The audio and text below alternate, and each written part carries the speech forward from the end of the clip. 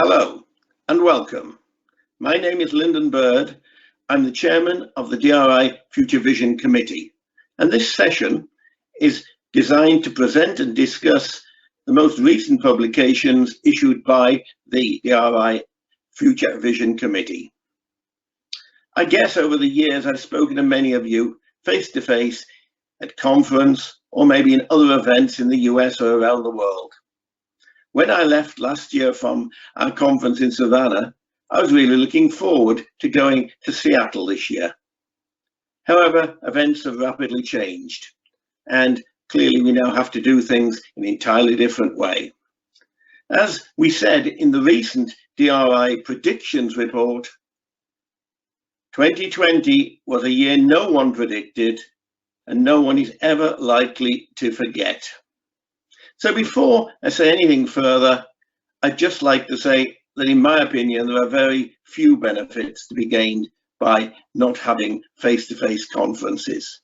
But there is one, and that is the ability for us to get together a range of speakers, which perhaps would be quite difficult to manage to get together to come to one particular location at the end of February, beginning of March, as we usually have to do for conference. So this particularly is the case in the Future Visions Committee, for the simple reason that our committee is very international. It's not normally possible to get so many different people together at a single venue. So it's good that we've been able to get together on this event today, a good cross-section of our committee. They're going to tell us how they think about the world, how they think we're going to move on after COVID-19. They're going to tell us that globally, and they're going to give us some insight about their particular regions. On the program today, we have speakers from the UK, from the US, from the European Union, from Australia, from Japan. They're all well known in various aspects of resilience, with specializations in security, technology, emergency management, academic research, and risk insight. We have a UK citizen who lives in Italy. We have a citizen of the Philippines who lives in the UK. We have a professor, we have several published authors, and we have government advisors. A real cross-section of global expertise in the field of resilience. Before they start, however, I'd like to tell you about two of the key outputs from the Future Vision Committee. These are our two annual reports. The first one, published in early December each year, is called the Trends Report. And about a month later, in early January, we follow that with the annual Predictions Report. These reports have been produced now for the last 6 years and provide some excellent information, fascinating thoughts and opinions and views on what is going on both around the world and also in our resilience profession itself. If you've not actually seen any of these reports before, I really encourage you to have a look at them. They are full of data, information, thoughts of professionals around the world, and I learn a lot from helping compile them. So I suggest that you perhaps do download them, check them out, at least the more recent ones. This year, of course, in either of our reports, we couldn't write much about it without referring constantly to COVID-19. Therefore, in the Trends Report, as well as our normal output, we decided to include a survey about how well we feel our industry has responded to the challenge of COVID-19 and the likely long-term business changes we may have to incorporate into our future plans and our future resilience programs. 2 years ago, when we were in Vegas, if a conference speaker had come along with a case study or a presentation indicating a global pandemic, which even had perhaps 1/10 of the impact of COVID-19, I suspect they'd have been seen as a little bit unrealistic. And perhaps a few people might have thought they were a bit crazy. Yet that's what actually happened. So I hope I never again have to hear someone tell me, as I've heard many times in the past, oh, we don't need to worry about that particular risk. That could never happen. And even if it could happen, it never will happen. And if it did happen, it won't be that important. I think we don't want to hear those stories again, because clearly COVID-19 has demonstrated to us the fact that if anything could happen, it will eventually, and we need to be ready for it. I'll be back later in the session to provide you with some more highlights of the reports and perhaps also discuss a little bit about how we see the future post-COVID. I'd now like to introduce our first speaker. This is Andrea Bonime-Blanc. Andrea is a true visionary who shares her extensive research and study through the book she publishes and many other publications. She influences opinion formers, business leaders, academic experts in many countries across many sectors. And perhaps you can tell us a little about how you see the post-COVID world. Will the global crisis lead to better international cooperation or a more nationalistic and protectionist mindset? What are the global political changes we can expect? And will these lead to a more internationally coordinated resilience approach? Andrea. Greetings, and thank you very much for that great introduction, Lyndon. I'm delighted to be here to share some thoughts about 2021 and beyond. One of the things that I like to think about when I'm thinking about future trends is not just thinking about the next quarter or the next year, but thinking about the mega trends. And I've written about it and talked about it before. And I think for this year, 2021 is such an unusual year, because 2020 was so unusual, but also because 2020 really helped to reveal a lot of things that were already there. So based on your question, Lyndon, what does the post-COVID world look like from mostly a geopolitical, political standpoint? Are we going to have more international cooperation or less? I think I have good news and I have mediocre or challenging news. And what I would start with is the good news. I think we are going to have more international cooperation going forward for a little time, at least. And I think there's another piece to that puzzle in terms of international cooperation, which is that we live in a time of existential systemic threats that threaten the entire globe. And so I think for that very reason, we're going to see a continuation of the really great cooperation, for example, that we saw not necessarily amongst nations, but amongst scientists from many different places who accomplished something completely, never seen before in this world, getting not one, not two, but several vaccines done at the speed of light. So I think that's the good news part of the near future. Then I see another major theme geopolitically. It's no longer communism versus capitalism or, the Cold War as we knew it way back. It's democracy versus autocracy. The world blocs are going to be changing into those that do not believe in constitutional rights and freedoms and those who do. Very, very related is a third trend, a geopolitical trend, which also suffuses our daily lives, which is this trust versus suspicion, real versus fake, information versus misinformation. And so to me, that's going to be a very fraught piece of the puzzle that responsible countries, responsible companies have to deal with from a technology standpoint. And that leads me to my fourth sort of geopolitical megatrend, but also economic, and that is the rise of stakeholder capitalism. We're seeing it everywhere. And the real question there, and I think the stakeholder piece of it gives us a clue, is whether we're going to continue with the sort of unbridled capitalism that we've seen, certainly in the United States, but in several of the European countries as well, or are we going to go into a new phase of smartly regulated capitalism, where the government is actually involved in protecting stakeholders against some of the worst things that are happening out there in the world. Pandemics, for example, climate issues, for example, social justice issues, for example, the restoration of democracy. So I think those 4 trends from a geopolitical standpoint will be occurring over the next couple of years, and we need to sort of focus our energies on doing a constructive, empathetic job. So I'll leave you with that. Thank you so much for your attention. Look forward to hearing thoughts and feedback, and wish you the very best for 2021. Thank you, Andrea, for your challenging and thought-provoking ideas. Our next speaker is Richard Knowlton, my go-to person for strategic thinking on all aspects of information operational security. Richard is an international expert on cyber risk and cyber terrorism and how they link into the overall resilience agenda. Richard, do you think that business has been as vigilant as they should have been during the COVID crisis?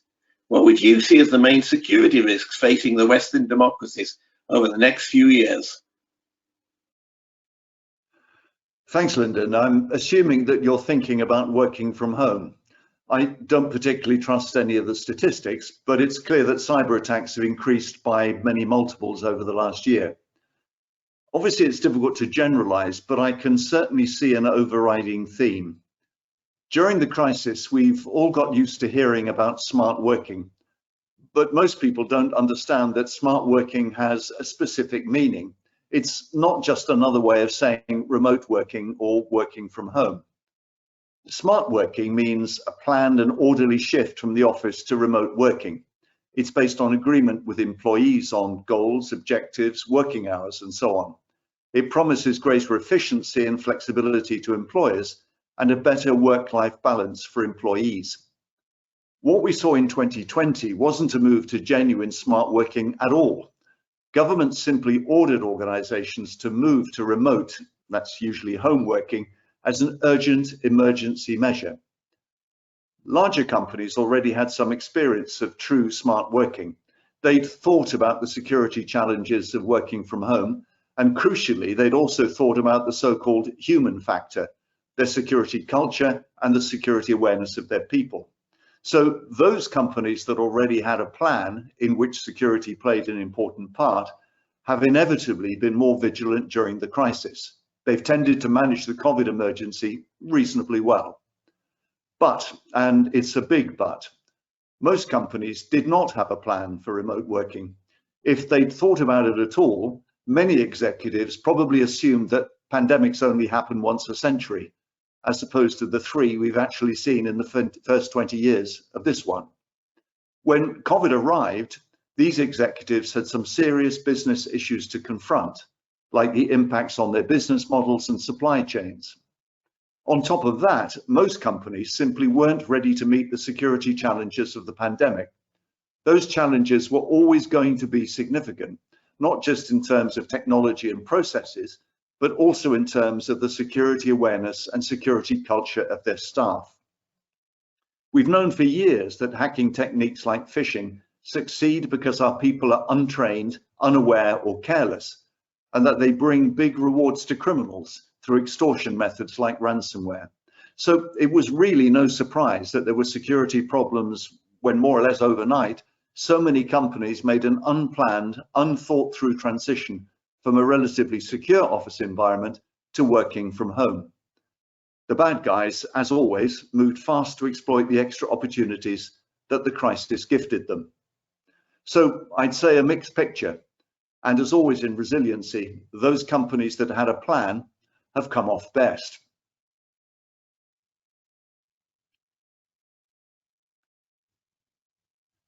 Now, your second question is a great one, and honestly, it really needs a conference on its own. I can't do much justice to it in a few minutes, except to give some headlines about what I see as the main cyber threats. The general political, social, and economic context hasn't looked so hostile and frankly scary since at least the 1950s, and arguably even longer. Actually, that's something I've said every year for at least the last 10, but it's still true. So how do you begin to prioritize the cyber risks if you're in government? I'd start with state-sponsored hacking. It's scored remarkable successes in the Western liberal democracies. Just in the last month or so, we've been reading about the devastating SolarWinds attacks that seem to have penetrated every level of government in the US and elsewhere. I say seem to because it could be years before we really understand the impacts. And state-sponsored hacking isn't just targeting governments. It's regularly sucked huge quantities of information out of universities, think tanks, and medical research facilities, as well, of course, as the private sector. But most worrying to me at the state level is the cyber arms race. We've known for some years that malevolent states are developing and testing their capability to attack and to disable key parts of our critical national infrastructures, including in space. A major problem is that this whole area of activity is literally lawless.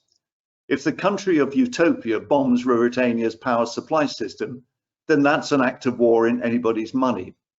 If Utopia cripples the power system through an unattributable cyber attack, though, what's an appropriate response for Ruritania to make?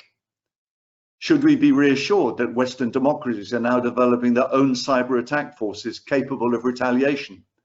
Haven't we been here before in the 1950s and the 1960s? My third priority for Western governments must be organized crime. It's plenty of resources, including some of the best hackers, and no need to worry about international boundaries.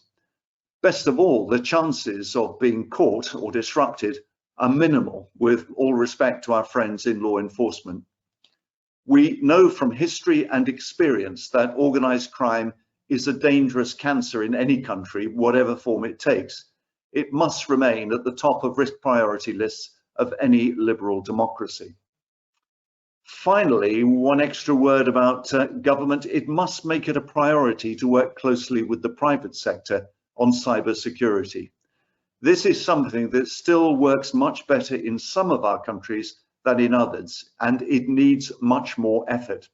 And I do worry that an excessive reliance on a compliance approach leads to a false sense of security.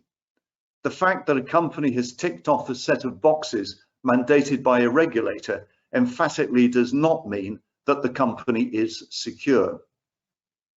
I know that I've left a lot of important topics hanging in the air, but I hope I've given a flavour of some of the issues that I'm currently thinking about. Thank you, Richard. Fascinating as always. We now move right across the globe to meet David Porter from Australia. David, coming from the Southern Hemisphere, you might have a slightly different perspective of global risk than some of the other panelists. For example, your country is highly prone to heat waves and flooding. So do you place climate change at the top of your worry list?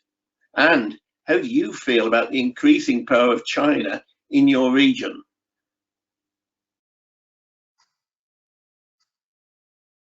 Thanks, Lyndon, and hi, everybody.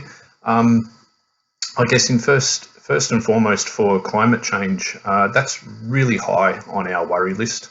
I think in recent times it's been masked with the big COVID response, which is natural, but we're still getting frequent reminders in our daily lives. For us in Australia, we're in the middle of summer at the moment, so for us that's typically very hot days, strong northerly winds, and then storms in the afternoon blowing up from the south. The temperature range for us is anywhere from 105 degrees Fahrenheit to 65 degrees Fahrenheit, and sometimes that temperature variance happens in the course of an afternoon. So we do get frequent reminders of climate change. I'm no meteorologist, but for us, it feels like that the wet and dry cycle of the tropical areas of Australia that are up closer towards the equator feels like they're sort of coming down further south, down to the more populated areas around Sydney and Melbourne. For us, though, weather events and weather-driven events have had the most responses that we've had. From an emergency perspective and from a continuity perspective as well. And I guess, like, sure, IT outages and things, they're significant, but weather's scary, you know, and there's personal loss, and they're highly emotional events. And, you know, there's a big difference between not being able to access a website or do some transactions for a few days versus, you know, someone getting winched off a roof by a helicopter because their, you know, the floodwaters are up to their roofline of their house. So absolutely feel the climate change and the propensity for these types of weather events to grow more severe and more widespread in nature, we're really going to need to pull our finger out and I guess improve our readiness to deal with climate change as well, and our resilience against it too. So definitely post-COVID, we expect some stronger developments in our approach to climate change in Australia from a policy perspective, but also from an infrastructure perspective.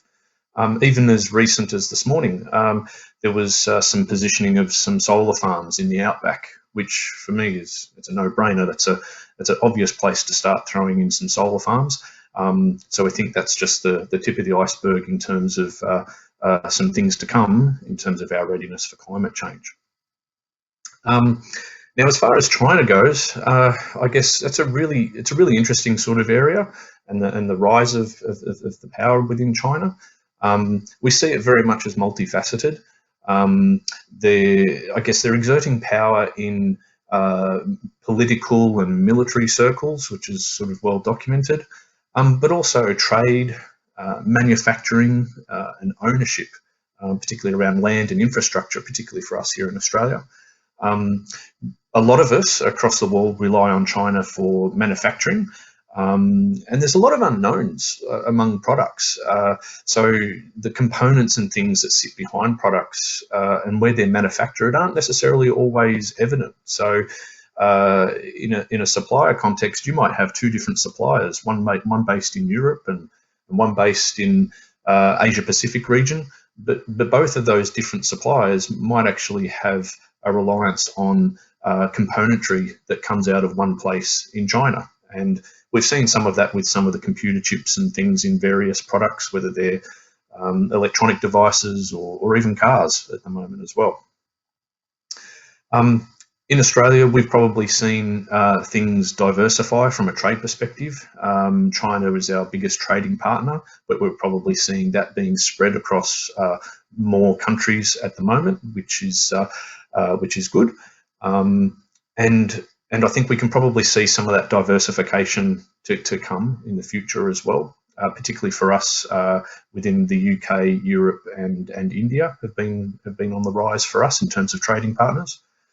But at the end of the day, I guess China operates differently to, I guess, the Western countries and other businesses that we might be familiar with. So it's a complex arrangement, it's a complex dynamic, and it really just needs a differentiated approach. So dealing with various aspects of China is not necessarily the same as dealing with local businesses. And my observation has been that sometimes we've been a bit frustrated where we've tried to operate on those terms, not understanding some of the differences about how China operates. So I think that's probably the area for us to look at there. But I think from our perspective in the Australian region, diversification is probably a big focus for us at the moment. So that's about it for me. Thanks very much. That was really interesting, David. Thank you so much for joining us today. Now we move northwards to Japan. Our next speaker is a very old friend of mine, Professor Kenji Watanabe. Kenji, coming from Japan and living in Tokyo, you are very used to the growth and intensity of a mega city. Do you think that home working will change the way the cities function? Or do you think they'll soon revert to their old mode? Do you see differences between how your country handled COVID emergencies and how it's been handled in the US or in Europe? Finally, have you any thoughts about the particular challenges coming out of holding the Tokyo Olympics, which have been rescheduled this year? Hello folks, my name is Kenji Watanabe from Tokyo, Japan. I'm a professor of Nagoya Institute of Technology, and my professional areas are risk management, BCM, and CIP, critical infrastructure protection. Okay, now let's move to the given two questions. First question is, do you think that home working will change the way cities function, or do you think they will soon revert to their previous model?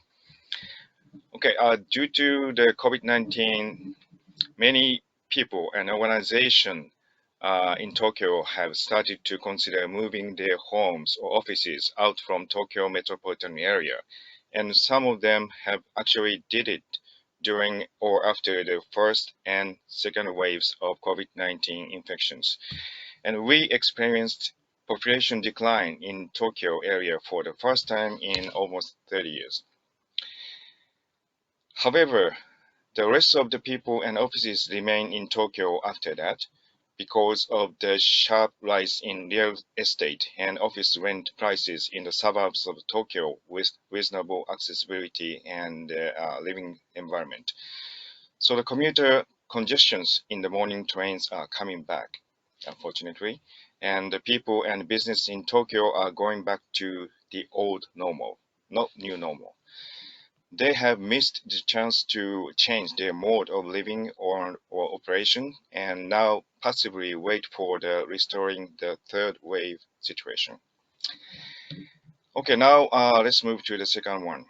So second question is, do you see differences between how your country handled COVID-19 and the way it has been handled in Europe or the US?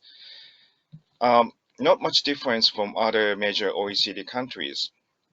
Our government agencies, private sector, medical professionals, and people are overwhelmed with responses to the moving situations COVID-19 on try and error. But interesting cases I'd like to share with you today are employee sharing. Same as other countries, Japanese airline companies have to suspend their flight services and many of their employees have become available to do nothing. In this situation, the Japanese two major airlines, JAL, Japan Airlines, and ANA, All Nippon Airlines, have coordinated employee sharing with a major home appliance store chain and a large supermarket chain who increased their sales with stay-home effect, and also with several municipal government offices to support handling applications and executions of the COVID-19 special financial aids for their residents and SMEs, small medium enterprises. The employees assigned for the sharing program are not laid off and keep employed with the airlines and work at the counterpart companies based on seconded contracts or dual employment contracts. The interest point is both origin companies and destination companies are trying to fill the temporary gap between labor demand and supply without losing their important human asset. So that must be the one of the option for business continuity in the future or in the coming next COVID something. So those are my answers to the given the two questions. But one more thing I would like to add from my side is the Tokyo Olympic and Paralympic Games 2020. As you know, it has been postponed to this year, but it is in danger of being postponed again or cancelled due to the continuous serious situations of COVID-19, not only in Japan, but also in the participating countries. Of course, IOC and JOC, Japan Olympic Committee, are still trying to find a way to hold it, even if they have games without an audience or reduce the scale of the event. But unfortunately, as we are getting tired to dealing with COVID-19, the passion of the people to support and the motivation of the athlete to participate in Japan are now a little bit diminishing. Considering our networked society with high speed and wide area movement of people and increasing frequency of pandemics, we have to reconsider how to arrange the future incoming Olympic Paralympic Games. My current suggestion is changing it to the World Cup style with regional tournament games for each of the 5 continents. But I would like to discuss this with you over a glass of beer, wine, or Japanese sake after the old COVID-19 waves have gone. Thank you and stay safe.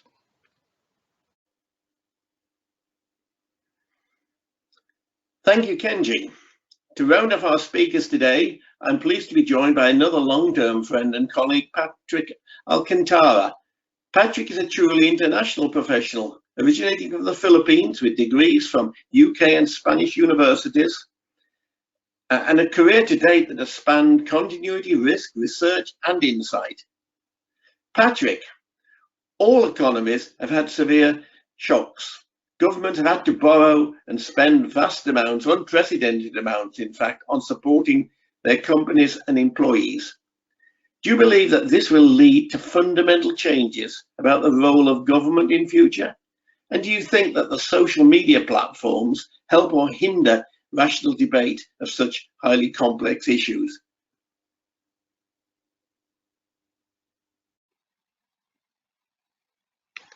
Thank you, Lyndon. The current pandemic is indeed a significant shock to the world economy, and it has also exposed the fundamental link between human health and productivity. Simply put, you cannot have disease ripping through society and expect the economy to grow. As we ramp up vaccination as a way out of this pandemic, governments would have to support companies and employees in the meantime to stimulate the economy and avoid long-term damage, which might stunt long-term growth. Leading nations and economies have plowed massive amounts as stimulus. For example, the US has allocated $3.9 trillion as stimulus last year, with President Biden now proposing another $1.9 trillion. As an initial stimulus package, the UK has earmarked $450 billion, which also included a furlough scheme guaranteeing 80% of income for most earners.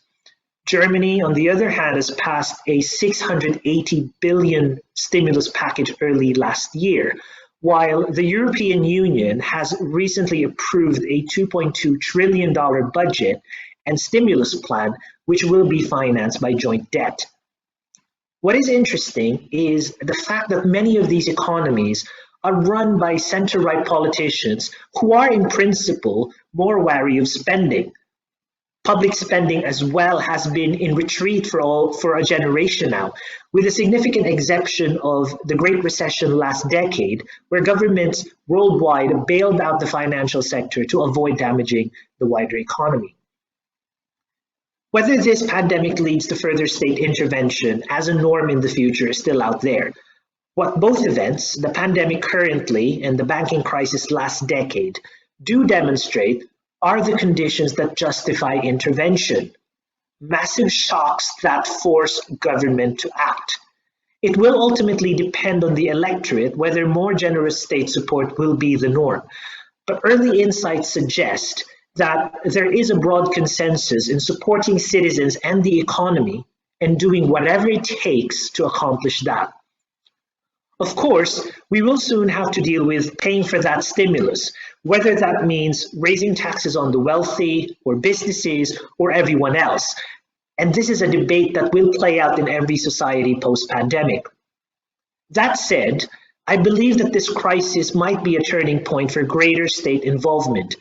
People are being asked to make considerable sacrifices, and the only thing which keeps them going is the expectation that things will get better. The post-war society comes into mind, actually.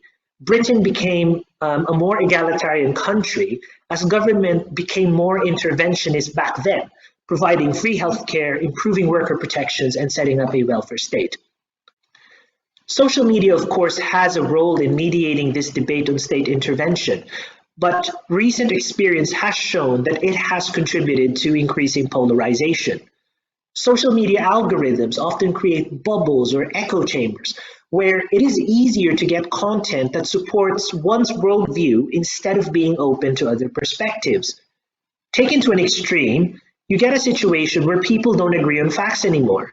One good example being the recent US elections, where poll after poll suggests that a majority of US Republicans or conservatives believe in election fraud, while Democrats or liberals believe in the opposite. Of course, misinformation and hateful propaganda on social media also play a role.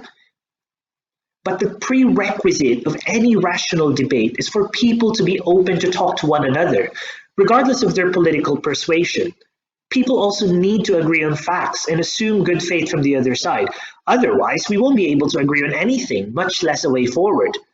So, fact-checking information, or say, banning individuals who spread hate and misinformation, or increasing digital literacy can only touch the surface of the problem. We need society at large to come together. But one positive thing about crises is it often provides an opportunity to do just that. People coming together in pursuit of a bigger goal or the greater good. Leaders in government, business, and society have a crucial role in helping people come together, because ultimately, resilience in times of crisis demands leadership and social cohesion. Thank you, Patrick. So today you've heard 5 members of the Future Vision Committee, and I think you will agree that they've presented a very wide range of ideas and topics. I'm sure some you'll agree with, and perhaps others you won't. That is exactly what the committee exists for, to debate and challenge ideas, not to agree with each other all the time. For me, it's a great honor to be able to chair a committee with so many talented and diverse resilience professionals aboard. But before we close today, I would like now to run through a few issues from the most recent reports. As I said in my introduction, we did include in our 2020 Trends report a survey of professionals' experience of dealing with COVID-19. This was a very interesting exercise to undertake and to analyse. I'm just going to share a few of the key figures, things that came out of that today, and I think you might find them also quite interesting. One simple question we asked people was, well, at what stage of the pandemic were you, and by you we meant you as an individual, as a resilience professional, or the resilience department within your organisation, first involved? And I was quite pleased and quite a little bit surprised to see that the majority were involved right from the start, even at the point when the virus was being reported in China and we had no absolute certainty what it was going to do to us in our own countries. Overall, 72% of all the respondents said that they were heavily involved with the corporate strategic planning for how they're going to deal with the issues. And 77% were responsible for significant parts of the operational response and implementation. I think these are very good numbers and very encouraging numbers. However, there was one slightly negative number that came out of that.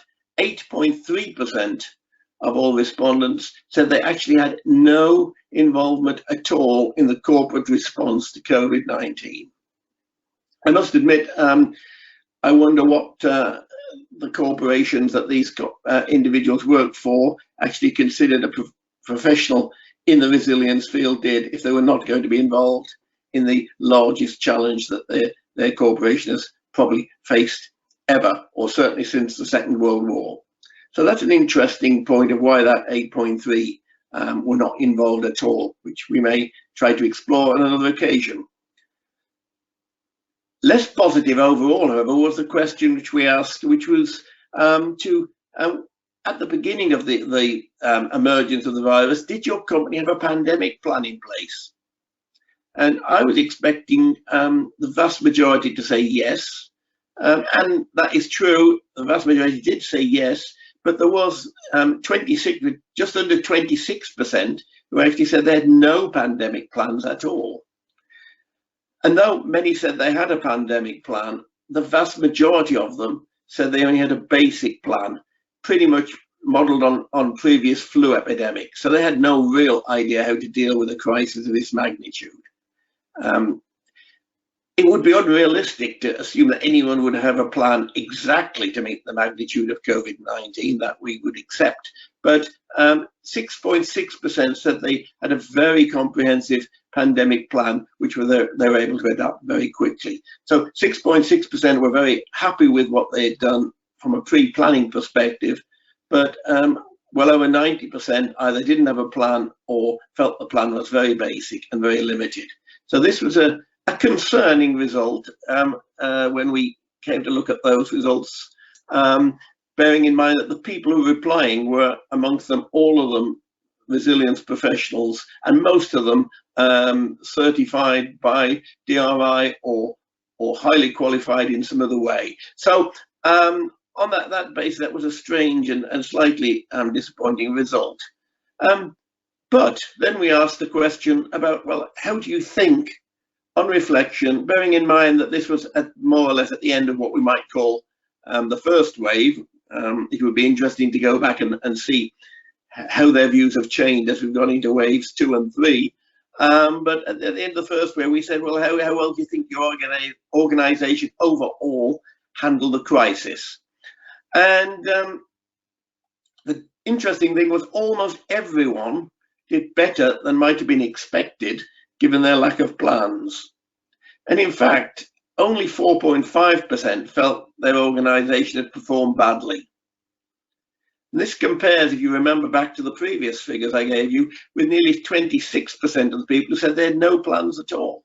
So even those who had no pandemic plans at all still felt that they certainly hadn't performed badly.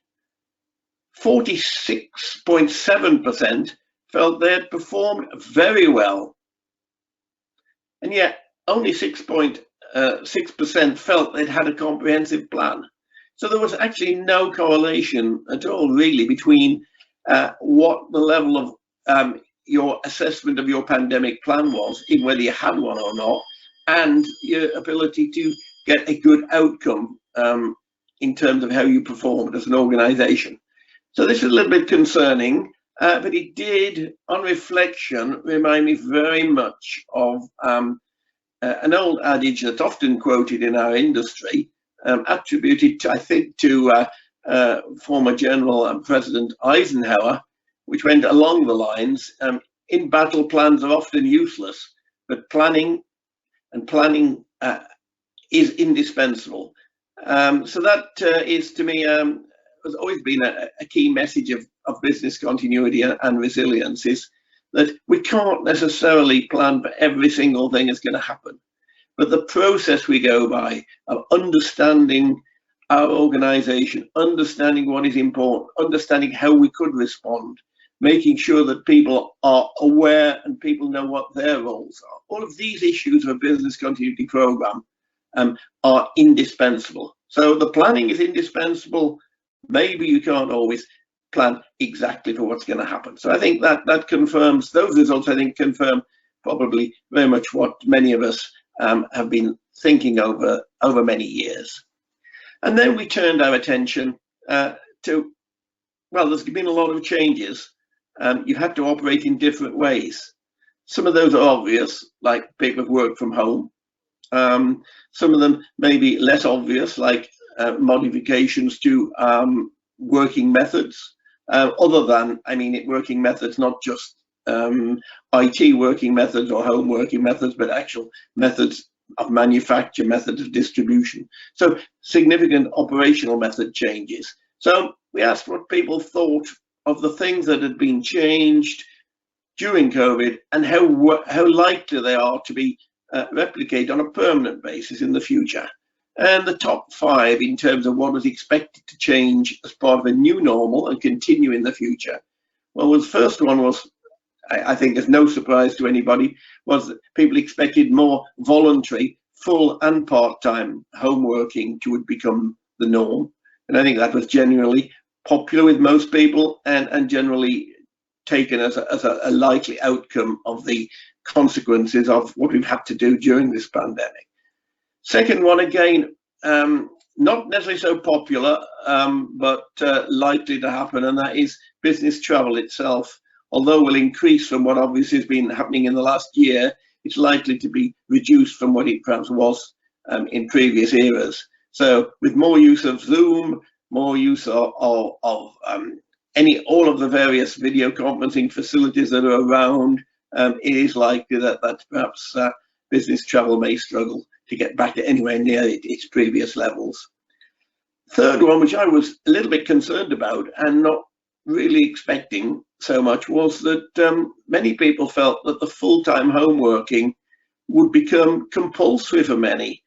there wouldn't be an office option. There wouldn't be a blended situation. There wouldn't be a go to the office where for certain requirements, but work on your basic stuff at home, which is actually what many of us have been doing for many years, of course, anyway. So this idea that the people will just not have offices, that the offices will shut down, that the people will not have a work location other than at home, without necessarily thinking through the full implications of that, which we haven't got time to discuss today, but are very complex. This was less popular with people, although some people were quite happy with it because they like working from home. Fourthly, there was thoughts about supply chain. People have had to change their supply chains because they may not have been able to get goods and services from the situations that they were in before. And so they've had to find different ways of getting supplies, different ways of getting services to them. And some of that has been seen as perhaps a result of too much globalization, too many single suppliers, not enough replication, not enough general resilience in the supply chain. So there's a feel that this is going to have to change, and there will be significant changes to the way that organizations look at resilience in their supply chains. And then a nice one perhaps from our profession is most people felt that perhaps there'd be increased spending on all aspects of resilience as a result of this. Well, we will see, particularly about number 5, but it will be interesting for me to see whether some of the others come to fruition as well. I really hope that you enjoyed today's session. We really enjoyed planning it and preparing it and putting it together and presenting it for you. So let's hope that next year we'll all meet up again somewhere, someplace where we can actually have a beer, have a chat, and enjoy talking business continuity and resilience. So with that, I'd like to thank you again and hope you enjoy the rest of your day.